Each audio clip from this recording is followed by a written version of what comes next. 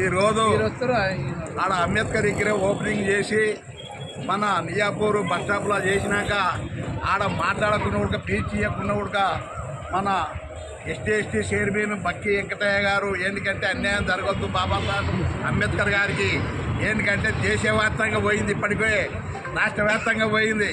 ఇది పెద్ద ఉద్యమాలు అయిపోతుంది. లేకపోతే పోలీసులు బాధ్యత ఉంటుంది, మున్సిపాల్ బాధ్యత, ఆ ఎమ్మెల్యే కూడా బాధ్యతనే.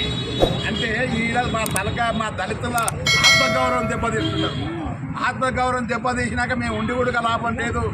పాషన్నాయని మన చైర్మన్ గారు బక్కి వెంకటయ్య గారు పిలుచుకొని వచ్చే ఇప్పటికి తీర్మానం ఆయన నాయకత్వంలో రేపు ఈ కాలం నిలబెట్టకపోతే బాగుండదు, ఎస్టీ అట్లా కేసు బుక్ అయిపోతుంది, మీరందరూ జైలుకోవాలని చెప్తుంది. అట్లా వార్నింగ్ ఇచ్చిన ఘనత మన అన్న బక్కి వెంకటయ్య చైర్మన్ గారికి ఉందని కూడా మనం చెప్తున్నాం.